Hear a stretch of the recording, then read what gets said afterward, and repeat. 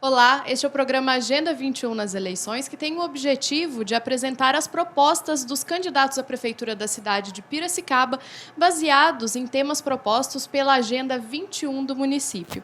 Relembrando, cada programa tem a duração de 1 hora, são 4 blocos de 12 minutos cada, e o candidato tem 3 minutos para cada resposta.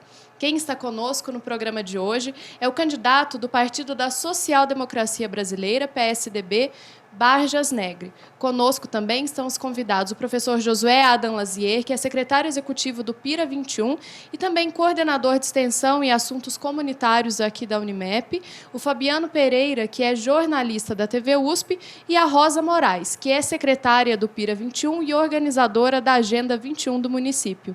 Barjas, muito obrigada por sua presença aqui conosco hoje. Para darmos início à nossa entrevista, eu gostaria que o senhor fizesse uma apresentação sobre você e falasse um pouco sobre a sua proposta para o desenvolvimento sustentável aqui da cidade de Piracicaba. Tá bom, olha, obrigado pela oportunidade.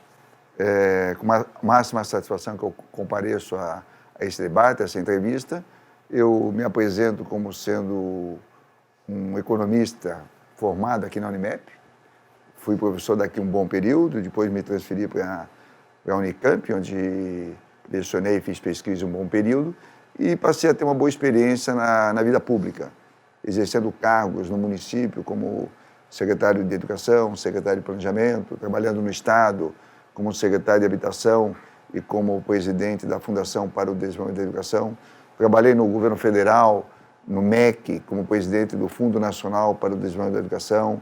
Trabalhei no Ministério da Saúde como secretário executivo e tive a oportunidade de ser ministro da Saúde por um período de 10 ou 11 meses. E aqui em Piracicaba atuei mais recentemente como prefeito durante 8 anos, foram 2 mandatos. Né? E em todo esse período sempre com a preocupação com Piracicaba, fazer com que Piracicaba se desenvolva, ela tem a sua preocupação da sustentabilidade.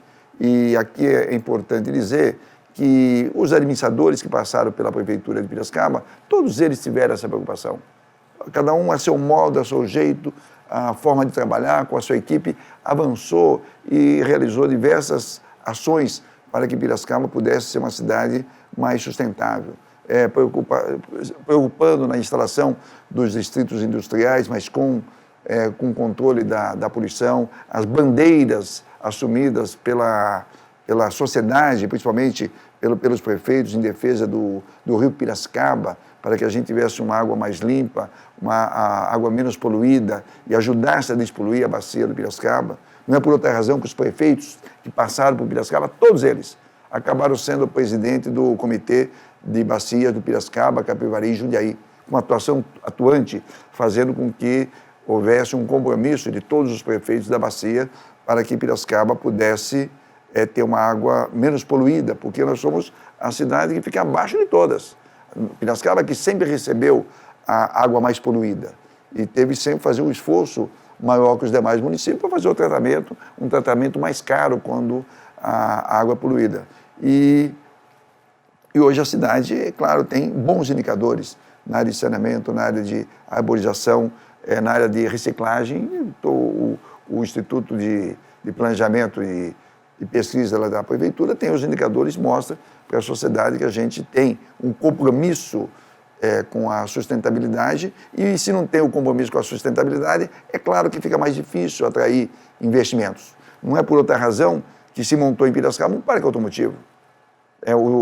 Concorreu com cerca de 20 ou 21 municípios de grande porte no Brasil. E Piracicaba foi escolhida por quê? Porque tinha bons indicadores. Tinha bons indicadores na saúde, bons indicadores na educação, bons indicadores no meio ambiente, tinha bons indicadores no saneamento básico, na mortalidade infantil. Quem vai fazer um estudo locacional de um empreendimento industrial de grande porte, ou quem vai fazer um estudo de projeção para instalar um condomínio de grande porte, claro, vai se preocupar com os indicadores, não vai fazer a instalação desses investimentos num local que não tenha bons indicadores. Piracicaba, claro, tem esses bons indicadores, e na nossa gestão, durante os 8 anos, nós tivemos o prazer e o privilégio de contribuir para que esses indicadores avançassem um pouco mais, razão pela qual Piracicaba recebeu muitos investimentos ao longo dos últimos 8, 10 anos, investimentos públicos, investimentos privados e permitiu que a cidade se desenvolvesse com sustentabilidade em todo esse período. As perguntas a partir de agora serão feitas a partir de temas. Para darmos início, o primeiro tema será mobilidade e planejamento. Quem começa é a Rosa Moraes. Barjas, nos últimos 10 anos, Piracicaba teve um processo de urbanização acelerado e a área rural não acompanhou esse mesmo processo de modernização, com os serviços públicos não são tão bons quanto os oferecidos na área urbana. Nós também tem a questão do transporte, o lazer não é o mesmo.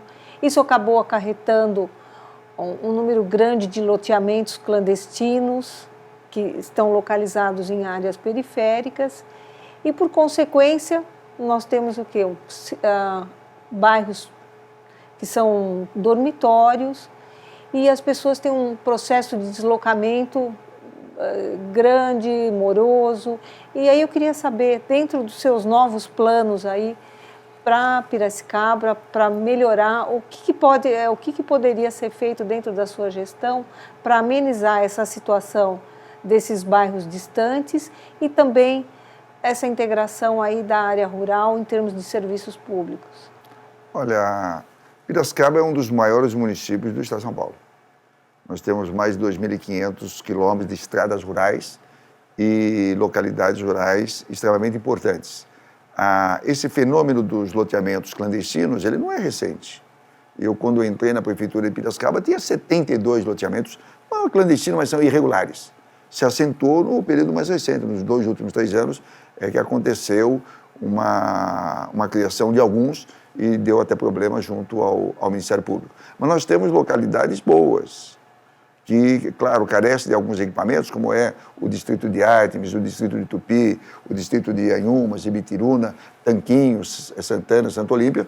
Eles têm uma densidade urbana relativamente grande, mas também tem alguns equipamentos. Todos eles têm escola, todos eles têm posto-saúde, não tem, evidentemente, um atendimento significativo na área da educação infantil. Mas esse não é um fenômeno de Piracicaba, esse é um fenômeno nacional. No Brasil, apenas 30% da população de 0 a 3 anos é atendida em alguma creche. Só. No estado de São Paulo, isso chega a 40%. Em Piracicaba, nós já estamos na casa dos 60%. Piracicaba está muito acima do atendimento preconizado pelo Plano Nacional de Educação. É claro que precisa fazer uma ação mais efetiva nesses distritos para que você tenha um trabalho com aqueles jovens. Eles ficam muito distantes do centro urbano, não tem o lazer, não vai ao comércio da cidade, a linha de ônibus não é tão eficiente como é na área urbana. Então, você fazer programações sociais, culturais nesses distritos é uma coisa extremamente importante, principalmente para aquela população jovem, porque é muito difícil você gerar emprego lá. É difícil colocar uma indústria, é difícil colocar um comércio mais significativo e o setor público, portanto, tem que fazer as compensações fazendo as ações sociais junto às entidades não governamentais, mas, sobretudo, sob o comando da prefeitura, isso é possível fazer. Com relação ao transporte coletivo, ele precisa melhorar, o pessoal tem, evidentemente, alguma dificuldade, mas a maior parcela do transporte que nós temos na zona rural é transporte de aluno. Como não se deixa nenhuma criança fora da escola, a prefeitura e o governo do estado de São Paulo têm uma tarefa muito importante, que é trazer esses jovens e esses adolescentes para estudar numa escola mais próxima, seja no distrito ou seja fora do distrito. Ainda temos tempo para mais uma pergunta, professor Josué. Candidato, em relação à mobilidade urbana, considerando diferentes gargalos que atualmente existem no nosso trânsito, o que pode ser feito para reduzir, para minimizar essa questão? Olha, o problema é mais grave do que você colocou. Nos últimos 15 anos, mais do que dobrou a frota de veículos na cidade de Piracicaba, entre carros, motos, vans e utilitários. Não foi por outra razão que nós fizemos um expressivo investimento na mobilidade urbana e melhoria no transporte coletivo. Pega esse projeto que está sendo executado aí pela prefeitura, que é o plano de de mobilidade financiado pela Caixa Econômica Federal, ele foi negociado, discutido, elaborado durante a nossa gestão como prefeito, dentro do programa do Ministério da Cidade, com financiamento, ora do PAC e ora da Caixa Econômica Federal, e nós conseguimos fazer a aprovação desse plano para quê? Para melhorar ainda mais o transporte coletivo, fazer com que o ônibus ele circule com um pouco mais de rapidez, dando preferência em algumas vias públicas. Esse é um projeto que está em andamento. Espero que o atual prefeito conclua e execute o máximo que ele puder, mas como é um financiamento de 50 milhões de reais, o próximo prefeito tem a obrigação de fazer a conclusão daquilo que não for conseguido na atual gestão. Desde já tenho o meu compromisso de dar continuidade a isso, porque isso vai ajudar bastante o transporte coletivo. Já as avenidas que foram alargadas, as pontes, os viadutos, reduziu um pouco o tempo de transporte coletivo. As pessoas passaram a chegar um pouco mais rápido no serviço, um pouco mais rápido na escola. No entanto, o fenômeno do crescimento da economia fez com que ampliasse ainda mais o número de veículos nos últimos tempos. Hoje, Piracicaba licencia entre 700 e 800 veículos, entre motos, carros, vans, por mês. Durante um ano, dá mais de 8 mil. Se a gente projetar para 10 anos, significa que daqui a 10 anos nós teremos pelo menos 80 mil novos veículos circulando na cidade de Piracicaba. Se isso de fato ocorrer, é preciso que o plano de mobilidade continue sendo executado. E é bom dizer o seguinte, a cidade tem um plano. A cada governante vai fazendo a modificação, a cada legislatura vai fazendo as modificações, mas a Secretaria de Transporte e Trânsito tem um plano que está sendo executado já há 10 anos consecutivos. E, claro, ele tem que fazer as audiências públicas, fazer as avaliações para fazer correções. Agora, é claro que a situação econômica do país é mais delicada, as receitas públicas, elas diminuíram no âmbito federal, diminuíram no âmbito estadual e seguramente estão diminuindo no âmbito municipal, o que vai dificultar um pouco mais fazer os investimentos tão necessários para melhorar o transporte coletivo aqui na cidade de Piracicaba. Este é o programa Agenda 21 nas eleições 2016 e agora nós vamos para um rápido intervalo e já voltamos.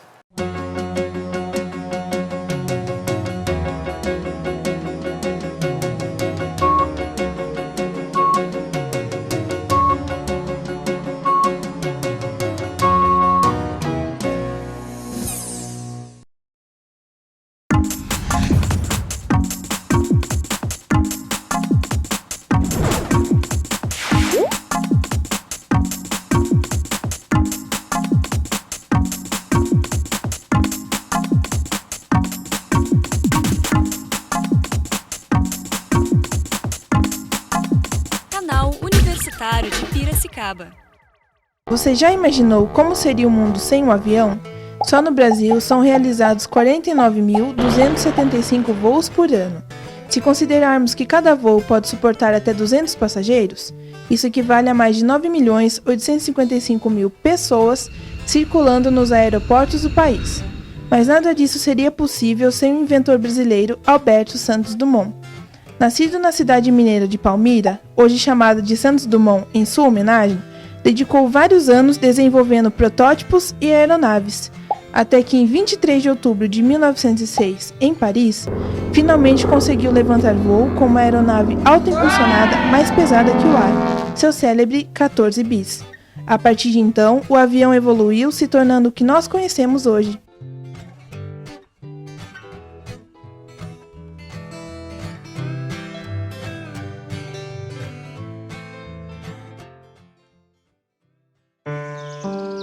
Meu nome é Marcos Palmeira, comerciante.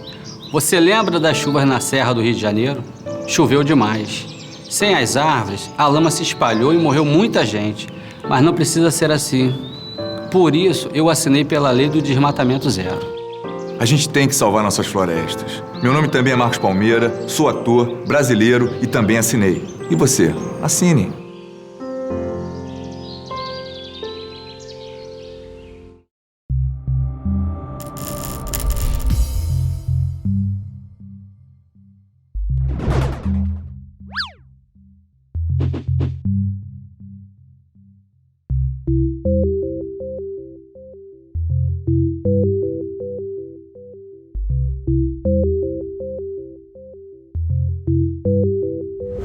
Universitário de Piracicaba.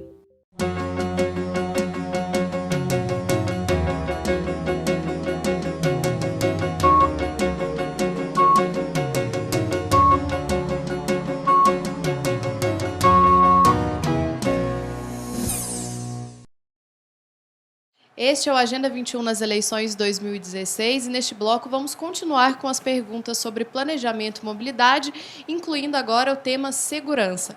Quem está conosco hoje é o candidato do PSDB Barjas Negre. Quem inicia as perguntas nesse bloco é o Fabiano Pereira.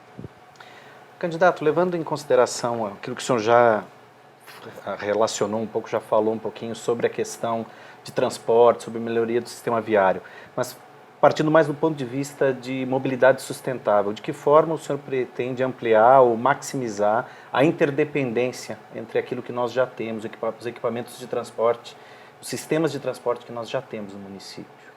Olha, no médio prazo, tem esse plano que foi aprovado no financiamento, que é um financiamento expressivo, que são 50 milhões de reais para fazer a melhoria nas vias públicas, fazer as vias preferenciais do transporte coletivo e fazer uma remodelação nos terminais de ônibus. Praticamente quase todos os terminais têm previsão de ser modernizado para dar mais tranquilidade ao usuário e fazer com que a integração de uma linha com a outra seja feita de forma mais eficiente. É claro que ainda não é suficiente para resolver todos os problemas. O ideal é que se nós pudéssemos ter uma quantidade maior de ciclovias, mas não tem. Tá certo? Essa cidade tem alguma dificuldade geográfica, porque aqui é a noiva da colina. Então, você tem muita declividade quando se circula de um bairro para outro. As poucas ciclovias que tem na cidade de Piracicaba, ela ainda não tem um grande fluxo de pessoas que utilizam. As ciclovias que nós temos aqui na cidade, elas são mais utilizadas para lazer, não para deslocamento para o trabalho ou para a escola. Hoje, o número de motos que estão em circulação na cidade de Piracicaba é um número muito expressivo e cresceu de forma mais acentuada que os veículos ao longo dos últimos anos. Então, você vai nas escolas de ensino médio à noite, as escolas técnicas, as faculdades de tecnologia, o estacionamento das motos são muito grande, porque há uma preferência dos jovens para utilizar esse equipamento de transporte pela rapidez. Ele é mais inseguro, mas ele dá mais rapidez a esses jovens. Eles encontram uma dificuldade de fazer o deslocamento, seja a pé ou seja de bicicleta. Mas se melhorar o transporte coletivo com uma racionalização das linhas de ônibus, eu acho que isso permitirá maior eficiência. Quem fará a próxima pergunta agora é a Rosa. Atualmente, os locais públicos, eles têm já a acessibilidade para os deficientes. Mas se olhar a cidade como um todo, Piracicaba não é uma cidade inclusiva. Os deficientes têm muita dificuldade a se locomover no próprio bairro e também acesso de uma maneira geral. Quais são os seus planos para realmente fazer a inclusão, tanto dos cadeirantes, os cegos e todas as pessoas que têm deficiência no município? Olha, no transporte coletivo você já tem uma mudança na tecnologia, onde todos os veículos são dotados de um elevador para que os cadeirantes possam ser transportados com mais tranquilidade. Na área central da cidade de Piracicaba ocorreu mais rebaixamento de guias do que na periferia, portanto é preciso continuar fazendo esse tipo de coisa. E tem uma coisa que é muito clara, é o seguinte: grande parte dos equipamentos sociais da educação, da saúde, da promoção social e da cultura, eles foram construídos ao longo dos últimos 10, 12 anos. Tá certo? E eles já foram construídos, adaptados à nova lei de acessibilidade. Portanto, as novas creches, as novas escolas, os novos pós-saúde, os pontos-socorro já foram feitos com essa concepção. O que nós temos é um estoque de escolas antigas, de postos de saúde mais antigos e de equipamentos culturais ou sociais do setor público que precisam passar por uma adaptação. Agora, não é uma tarefa fácil. Não é uma tarefa fácil porque, primeiro, ela é custosa.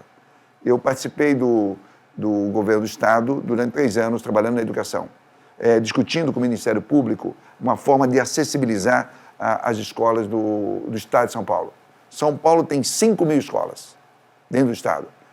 Apenas 2.000 escolas têm acessibilidade adequada. 3.000 não têm. Bom, o acordo que a Secretaria de Educação fez com o Ministério Público foi de acessibilizar isso ao longo dos próximos 15 anos.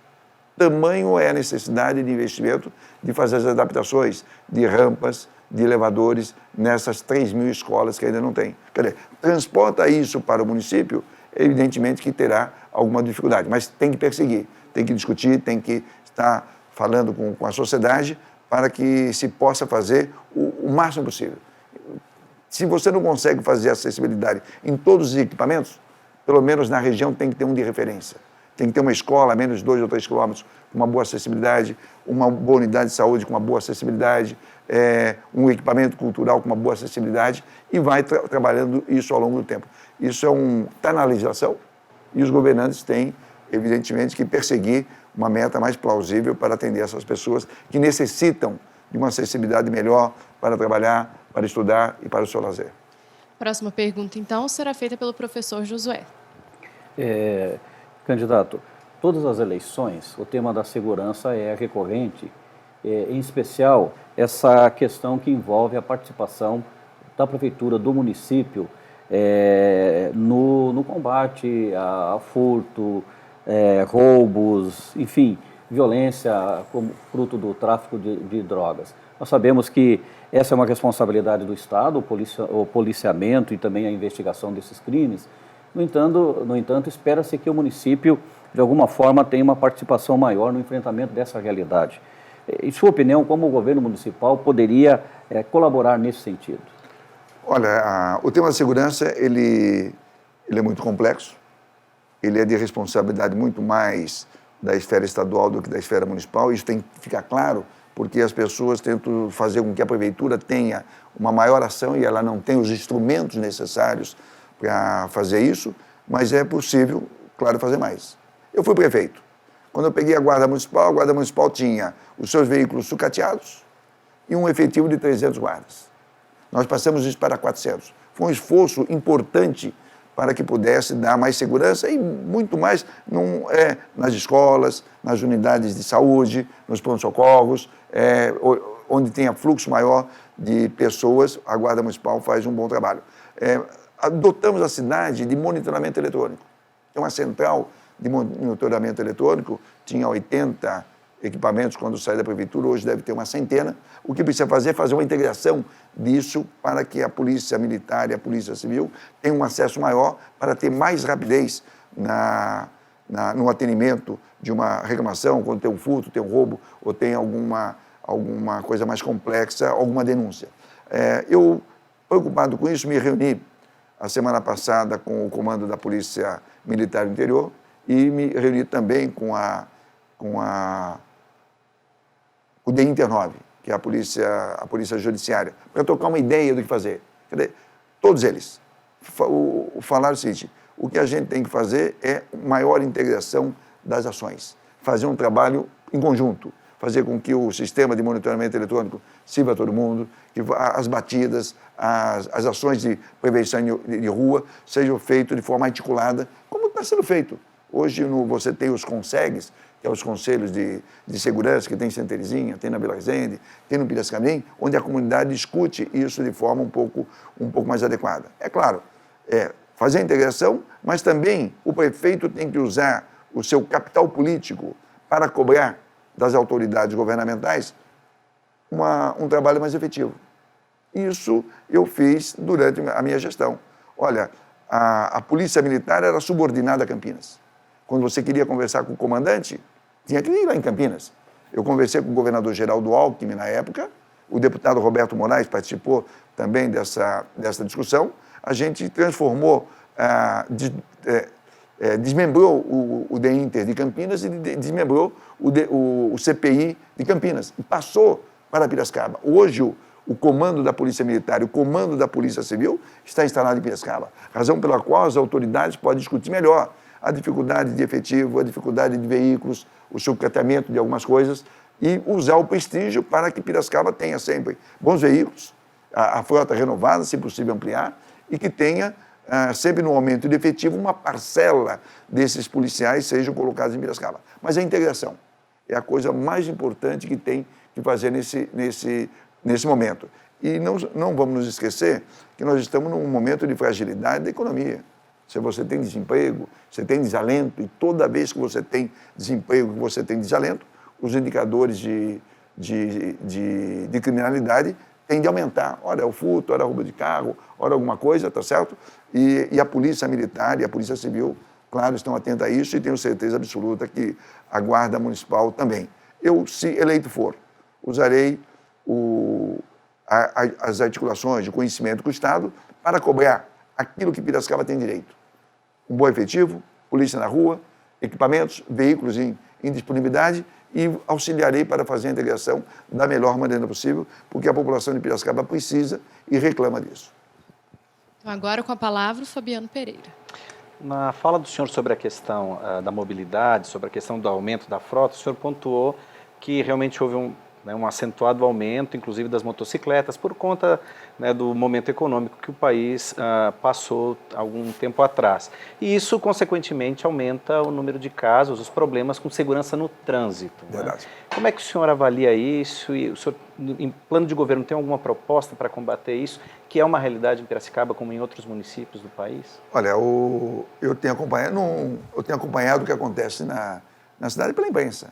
E a Secretaria de Transporte e Trânsito tem um bom trabalho de articulação de segurança no trânsito, de orientação, de campanhas educativas, de alertas, inclusive reduziu de forma significativa o número de acidentes e mortes no trânsito por acidente. Eu acho que o que tem que fazer é dar continuidade a esse trabalho e sempre fazer o trabalho educativo. As campanhas educativas são extremamente importantes para que a gente tenha menos acidentes, que as pessoas usem menos o celular no carro, que bote o cinto de segurança, que ao beber evite dirigir. Então, essas campanhas que foram colocadas na rua ao longo dos últimos anos, elas têm que continuar e, se possível, aprofundar.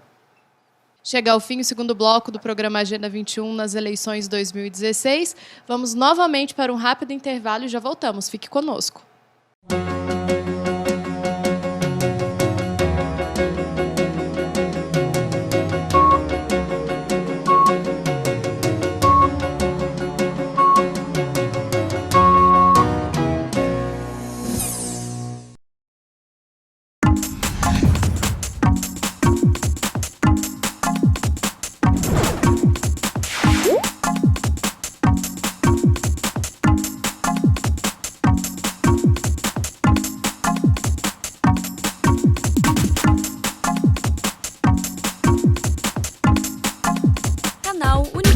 De Piracicaba.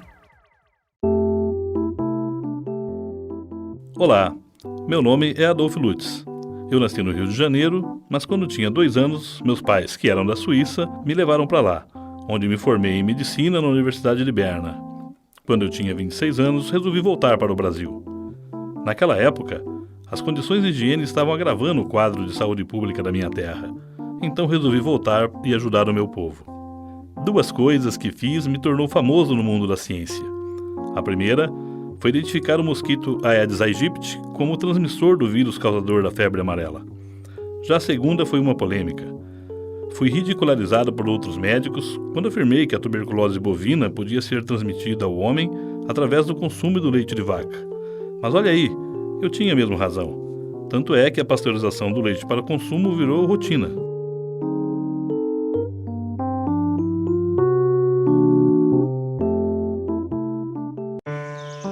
O Brasil tem nas mãos uma oportunidade incrível de mostrar ao mundo como é possível virar potência econômica sem derrubar floresta. Sou Maria Paula, do Movimento Gota d'Água, e assinei a petição pela Lei do Desmatamento Zero. Mais da metade do Brasil ainda é mata. Floresta não impede desenvolvimento. É um patrimônio natural de dimensões que só o Brasil tem. Meu nome é Maria Paula, sou atriz e também apoio a Lei do Desmatamento Zero. Eu assinei, e você?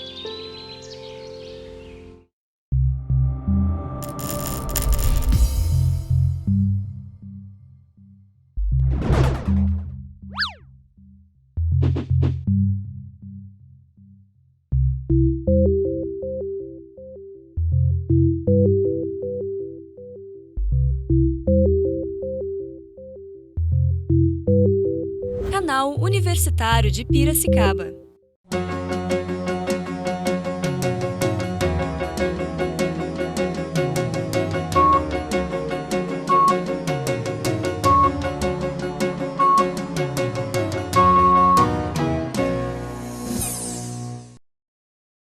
Este é o Agenda 21 nas eleições 2016 e hoje entrevistando o candidato à Prefeitura de Piracicaba pelo PSDB Barjas Negre. As perguntas deste bloco agora serão sobre ciência e tecnologia, geração de empregos e educação. Quem começa este bloco é a Rosa Moraes. Barja, nós vamos começar falando de educação e eu gostaria de saber quais os seus planos para atender as necessidades da população e melhorar a qualidade do ensino público em Piracicaba. Olha, os municípios, todos os municípios do Brasil, têm as mesmas metas. O Plano Nacional da Educação estabeleceu as metas de acolhimento e as metas de qualidade. E os municípios foram obrigados também a fazer os seus planos. E mais recentemente, o Plano Municipal de Educação foi aprovado pela Câmara Municipal. Tem lá alguns indicadores extremamente importantes, debatido com a rede e com a sociedade, e o prefeito, ele tem a obrigação, o atual prefeito tem a obrigação de perseguir essas metas, e os próximos prefeitos, ao longo dos próximos 10 anos, vão ter que fazer a mesma coisa. Eu trabalhei muito na educação, como secretário municipal, como presidente da FDE, e depois como prefeito a gente conseguiu fazer um avanço significativo na cobertura. Quando eu entrei na prefeitura, tinha 6 mil crianças de 0 a 5 anos atendidas no ensino infantil. Deixei com 15 mil. Não é uma tarefa muito pequena. É uma meta que foi atingida, colocou dentro do ensino infantil pelo menos 9 mil crianças. E quando você aumenta 1 ano, 2 anos, 3 anos de escolaridade para aquela criança, é claro que o seu desenvolvimento no ensino fundamental, ciclo 1 ou ciclo 2, ou no ensino médio, será muito melhor e ele terá um aprendizado muito mais rápido e muito mais eficiente. E o que a gente vai fazer é perseguir isso. No infantil ainda tem que fazer uma expansão da rede, tem lugares, tem bairros que ainda tem uma demanda um pouco acima da média. No ensino fundamental, praticamente tem escola em todos os bairros, exceto se surgir um outro bairro, algum núcleo habitacional novo, terá necessidade de fazer escola, seja do Estado ou do município, mas os indicadores estão dados, são postos. O que precisa fazer é qualificar bem o professor, deixá-lo bem motivado, discutir com eles as metas e, sempre que possível, envolver os pais. Toda vez que uma escola tem um dirigente que consegue trazer o pai para dentro da escola, debater, mostrar a dificuldade do seu filho, do seu sobrinho, do seu neto, o aprendizado vai ser melhor. Então, a fazer uma escola mais participativa, com a presença dos pais, a gente conseguirá atingir mais facilmente esses indicadores. Isso na área do ensino infantil e fundamental. Mas na educação, tem uma outra coisa que é extremamente importante, que é a escola técnica profissional. Essa é uma cidade que tem uma indústria muito grande, um setor de serviço bem diversificado, um comércio muito forte, e é preciso que se ofereça bons cursos técnicos profissionalizantes para que os jovens possam se qualificar melhor, melhorar a produtividade, melhorar a eficiência das empresas e ter um bom salário. Demos uma contribuição importante. Teve a escola técnica da Paulista, que foi construída nova, em parceria com o Estado. Teve a escola Fernando Febriliano da Costa, que foi totalmente modernizada pelo Estado, tinha 600 alunos, hoje tem 1.600 alunos. No Parque Tecnológico já tem uma escola nova, que é uma escola técnica, Instituto Federal São Paulo, que tem 1.000 alunos, 600 no ensino profissionalizante médio e tem 400 no ensino superior. Pouca gente sabe disso. E dentro da Fundação Municipal de Ensino, nós temos ainda o Centro de Educação Profissional, que trabalha com mais de centenas de alunos todos os anos. Então, tem que continuar fazendo esse tipo de coisa, oferecendo cursos, criando novas vagas, para que o jovem, ao terminar o ensino médio ou terminar o ensino fundamental, tenha oportunidade de ter uma escola técnica profissionalizante, porque é a forma mais fácil de ele entrar no mercado de trabalho, com empregabilidade e com um salário um pouco maior. Então, a próxima pergunta, quem fará é o professor Josué. O Poder Executivo pode, por força de lei, autorizar que empresas que se dediquem prioritariamente à pesquisa e ao desenvolvimento de novas tecnologias, conceder, então, um percentual de 60% dos impostos sobre serviços de qualquer natureza para o desenvolvimento de novas tecnologias, ou seja, a inovação, que, em contrapartida, possibilita um desenvolvimento social, um desenvolvimento econômico, novas oportunidades de trabalho e possibilidades, inclusive, de envolver pessoas em projetos para o desenvolvimento de renda. Atualmente, em nosso município, apenas 3 empresas usufruem dessa oportunidade. No seu plano de governo, há alguma perspectiva de se trabalhar nessa linha de promover a inovação por meio da isenção de impostos? Olha, eu não sei se o caminho é simplesmente trabalhar pela isenção de impostos, mas o grupo de trabalho da nossa equipe do plano de governo insistiu na necessidade de incentivar cada vez mais a instalação de empresas com tecnologia mais moderna, incentivar o desenvolvimento tecnológico na cidade de Piracicaba. Claro que você tem algumas dificuldades, mas se você não associar junto às universidades, fica um pouco mais difícil. Você poderia ter um trabalho maior junto à Exalc e junto às empresas que podem fazer a produção para o setor do agronegócio. Você tem a FOP, que tem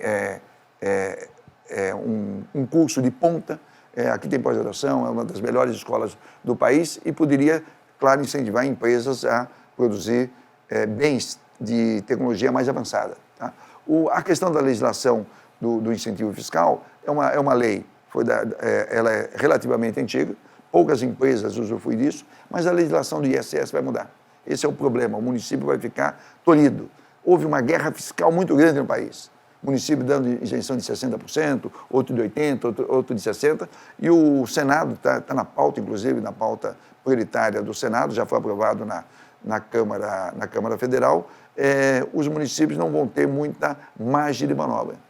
Hoje não vai poder mais imposto zero e não vai poder passar de 5%. Então vai ter um limite que o município poderá cobrar 2% de ISS e no máximo 5%.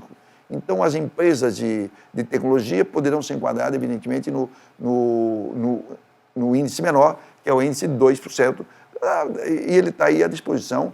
Eu acho que tem que fazer com que isso seja incentivado cada vez mais. Mas não é só na ciência e tecnologia. Nós temos que incentivar a economia criativa. Tá certo? Você tem coisa na área de ciência e tecnologia, você tem coisa nas artes, você tem coisa na televisão, você tem boas empresas de comunicação, você tem boas empresas culturais, você tem estúdios aqui em Piracicaba que poderiam também ser incentivados, porque isso faz parte dos municípios de grande porte. Então, todas as capitais têm um programa voltado para a economia criativa e, se eu tiver a oportunidade de voltar a ser prefeito, por sugestão da nossa equipe do governo, centrar uma discussão para que esses setores também sejam priorizados aí com uma alíquota menor do ISS. Então, com a palavra agora, o Fabiano Pereira. Marjas, a questão do desemprego e até do subemprego é um problema global, né? Que, claro, acaba atingindo o Brasil e Piracicaba não fica fora dessa realidade. O que o seu plano de governo prevê para fomentar, para incentivar, para estimular o nível de emprego no município? Olha, essa é uma boa pergunta. O prefeito não gera emprego. A prefeitura não gera emprego, a não ser os investimentos que ela faz na saúde e na educação.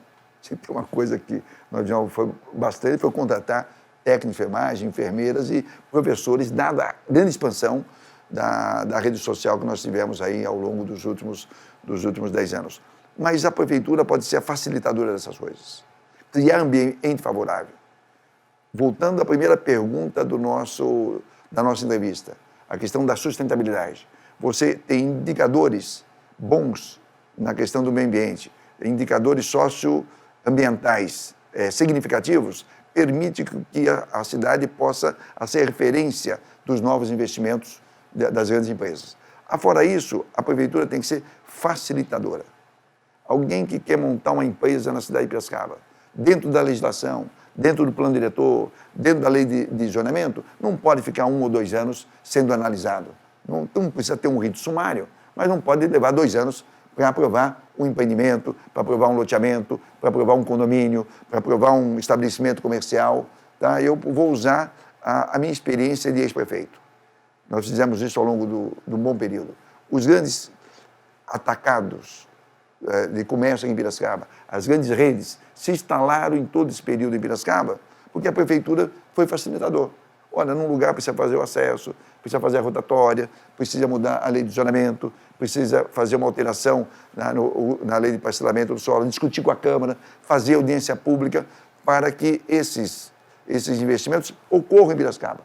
E toda vez que você põe uma empresa como o Macro, o Atacadão, Supermercado Dia, isso significa algumas centenas de empregos.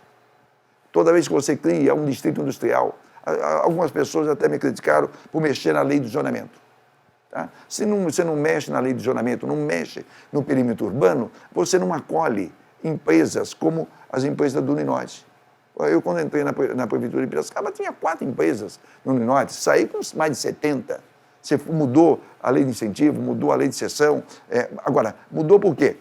Vai negociar com a Câmara Municipal, faz os debates públicos, para que isso possa facilitar. Você pega o parque automotivo.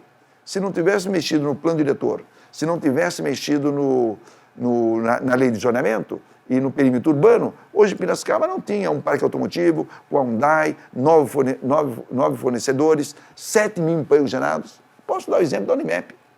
A Unimep passou por uma certa dificuldade e essa região era uma região muito importante para que pudesse dinamizar essa região. O que nós fizemos? Debatemos, fizemos audiência pública, discutiu com a direção da Unimep, mudou o plano diretor, mudou a lei de zonamento e essa região se desenvolveu mais e tem a possibilidade de ter empreendimentos comerciais e de serviços nessa região. É isso que a prefeitura pode fazer, é isso que o prefeito faz.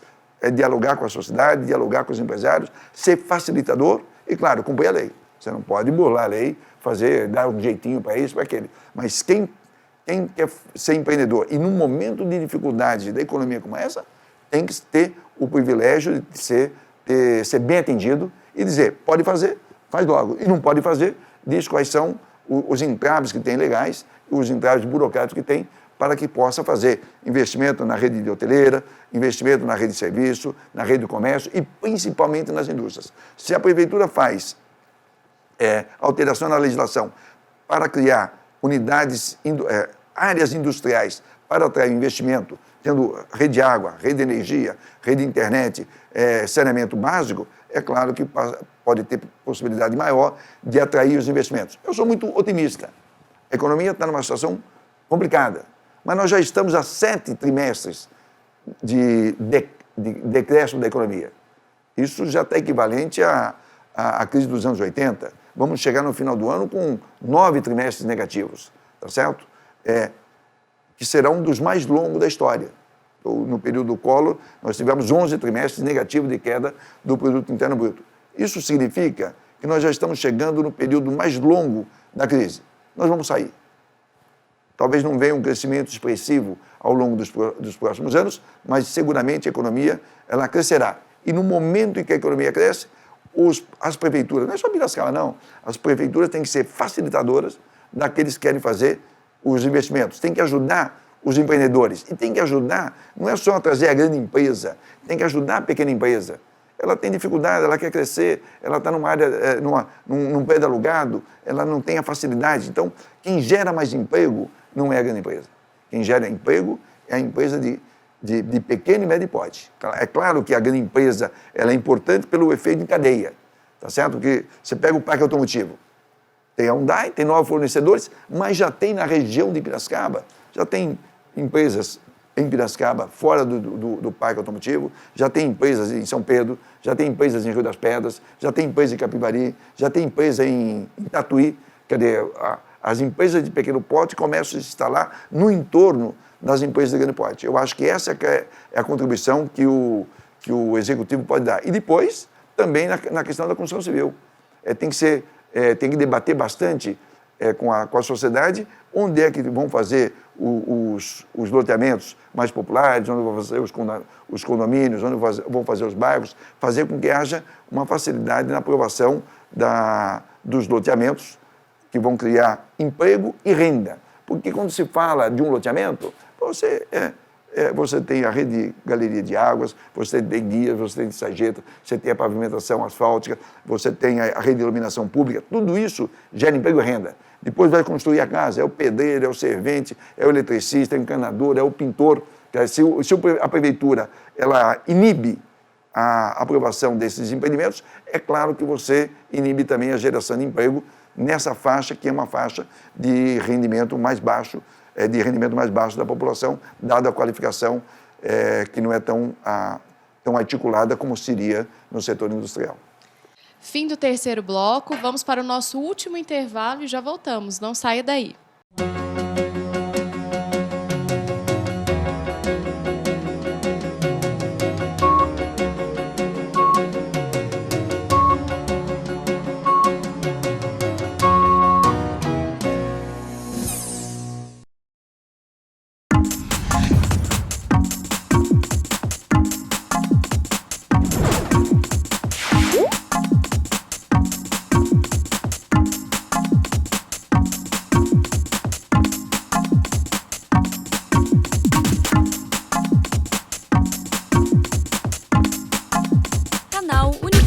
De Piracicaba.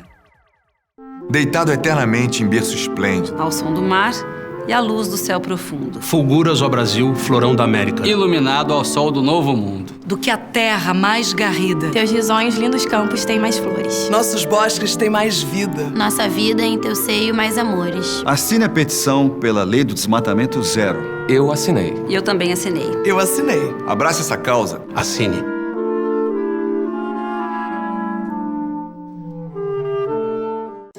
Você sabia que antes de 1600 as pessoas flutuavam? Mas antes vamos contar um pouco da história de Isaac Newton. Isaac Newton nasceu em 1642, grande físico e matemático. Seu maior reconhecimento foi através da descoberta da gravidade. Isso aconteceu quando, em um dia de folga, sentou-se embaixo de uma macieira e, felizmente, uma maçã caiu sobre sua cabeça.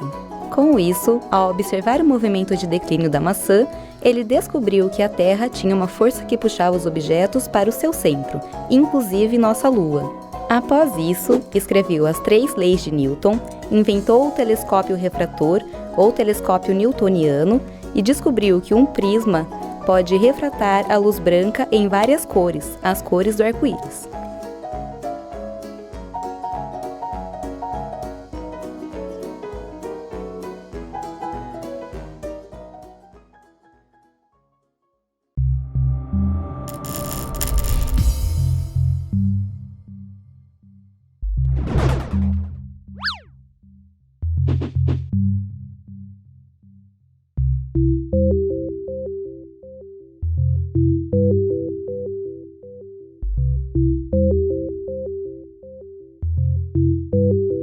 Canal Universitário de Piracicaba.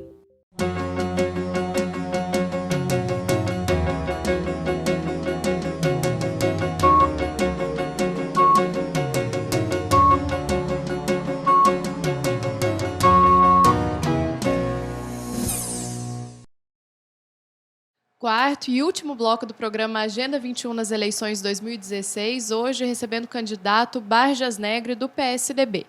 As perguntas agora serão sobre meio ambiente e saúde. Rosa, por favor.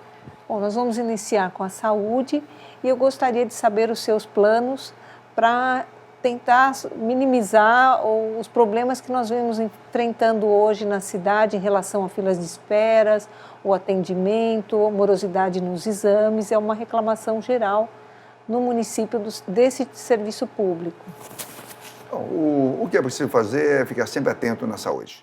A cidade tem bons equipamentos de saúde, espalhados pelos bairros, muita equipe de saúde da família, muitas UBS, muitos centros de especialidade, uma boa rede hospitalar, 4 UPAs, um centro de ortopedia e traumatologia, e isso aí tem que funcionar melhor. Funcionar melhor significa, é claro, um esforço para reduzir a fila, um esforço para que não faltem os medicamentos, um esforço para que as pessoas sejam atendidas com mais rapidez e um esforço para que a fila de internações hospitalares também diminua.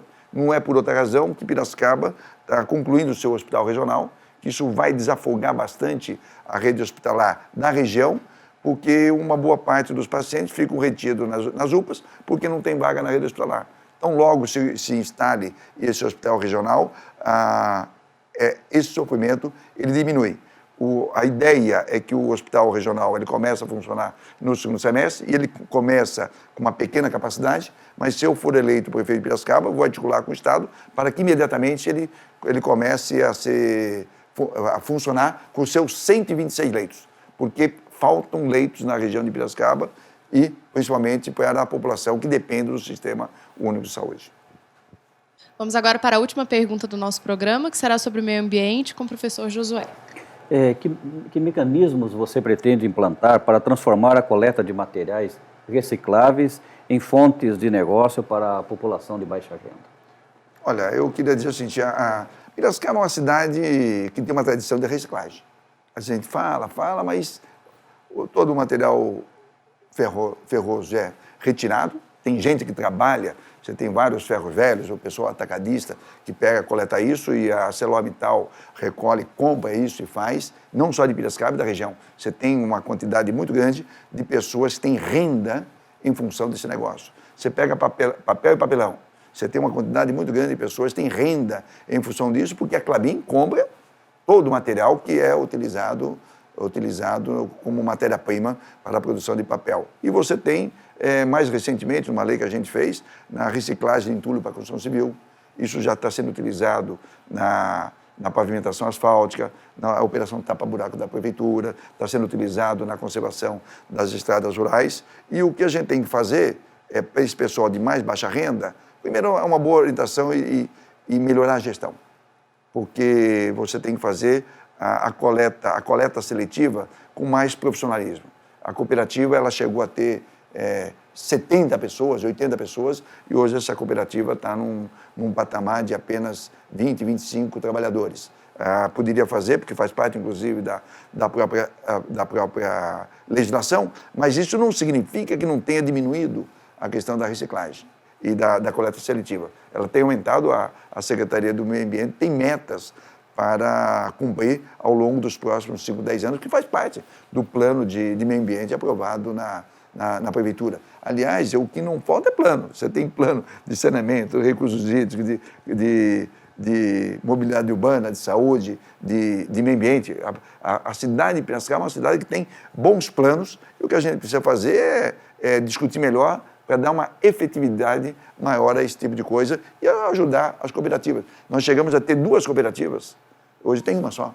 Tá certo? Você tinha 2 recicladores, hoje você tem um e ele evidentemente passa por alguma dificuldade. Eu me comprometo a discutir com eles e verificar o que é possível fazer para que possa, primeiro, trazer mais pessoas para trabalhar nisso e que tenha, evidentemente, uma produtividade maior nesse tipo de trabalho, senão a gente acaba apenas fazendo de conta que está fazendo um trabalho efetivo. Essas pessoas têm que ser mais treinadas, têm que ser mais bem qualificadas, elas têm que ser mais motivadas e o setor público tem que dar um apoio mais efetivo a isso. Então, nesse momento, senhor candidato, eu gostaria de convidá-lo a assinar o termo de compromisso com a Agenda 21 do nosso município. Aqui a carta, compromisso com o desenvolvimento sustentável de Piracicaba, eu li assim que cheguei para verificar o que era, para facilitar a nossa vida, vou assinar aqui. Devolvo. Eu queria uma cópia do que está assinado para dar para a nossa equipe do plano de governo para poder perseguir os compromissos que a gente está assinando aqui. Nós agradecemos. Certo, e agora estamos chegando ao fim do nosso programa. Eu gostaria que o senhor fizesse, então, suas considerações finais. Olha, eu queria dizer que concorrer ao cargo de prefeito de uma cidade como Piracicaba é uma coisa muito importante, honra qualquer cidadão, porque apenas uma pessoa vai ser eleita como prefeita e a responsabilidade do cargo de prefeito é muito grande. Se eu tiver a oportunidade de ser prefeito novamente, eu me comprometo a trabalhar pela cidade, zelar pelo dinheiro público, fazer com que as pessoas mais necessitadas recebam mais investimentos da prefeitura na área da educação, de saúde, promoção social, meio ambiente, mobilidade urbana e assim por diante. Montar uma equipe de profissionais que possam trabalhar pela cidade de Piracicaba e fazer com que os serviços públicos sejam mais eficientes. Sempre é possível atender melhor. O cidadão que liga no 56, o cidadão que precisa que tapa o buraco na rua da sua casa, que o corte de mato seja mais bem planejado na sua execução, que as vias sejam mais bem sinalizadas, que o sistema de transporte coletivo seja mais eficiente, com as linhas mais adequadas, que haja menos atraso no transporte coletivo e assim por diante. O nosso compromisso é compromisso com a cidade. O nosso compromisso é compromisso com as pessoas que mais necessitam do setor público. E um prefeito de uma cidade do porte de Piracicaba tem que fazer muito investimento na saúde, na educação e tem que fazer muita articulação para que a segurança melhore de forma bastante significativa, numa articulação com o Estado e com o município e que se articule com os empresários, com o governo do Estado, com o governo federal, para que a cidade receba investimentos na área da construção civil, na área do comércio, na área do serviço, na área da indústria, para que gere emprego e renda para a população que necessita no momento em que a economia está bastante fragilizada. Agradecemos, então, a presença do candidato Vargas Negre ao nosso programa e agradecemos também a presença dos nossos convidados, o professor Josué, Fabiano e a Rosa, e a você que está nos acompanhando nesta série de entrevistas. Lembrando que o programa vai ao ar pelo canal Universitário de Piracicaba e também pela TV Câmara. Essa é uma iniciativa da OCIP Pira 21, que conta com o apoio do canal Universitário de Piracicaba, da TV Unimep e da TV USP, a CIP, OAB, Imaflora, Observatório Cidadão, Divisão de Comunicação da Exalc e Unimep. Tchau e até mais.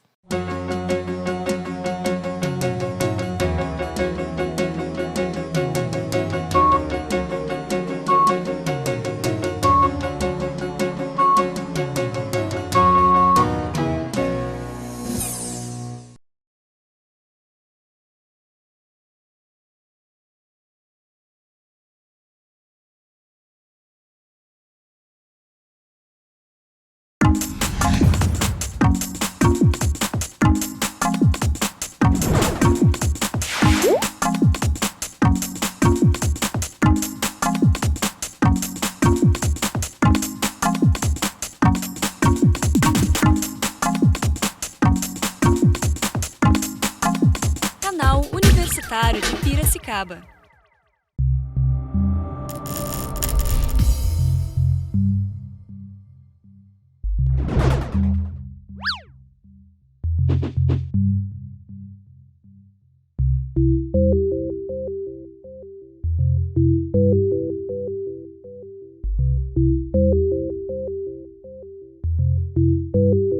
Canal Universitário de Piracicaba. Alô? Alô, eu gostaria de saber como surgiu o telefone? O telefone foi aproximadamente há 140 anos, na noite de 2 de junho de 1875. Um jovem inventor escocês, membro de uma família de especialistas na fala e no treinamento de deficiência auditiva, criou um aparelho que parecia com piano e que podia transmitir música a uma certa distância por meio de eletricidade. Mas quem ele era? Esse aí era o Alexander Graham Bell, prodígio que concluiu sua graduação aos 13 anos e aos 16 já dava aula na faculdade. Já em Boston, nos Estados Unidos, continuou a sua pesquisa no mesmo campo, até criar um telefone que emitisse não somente notas musicais, mas articulasse a fala. Mais alguma dúvida, minha querida? Não, muito obrigada. Imagina.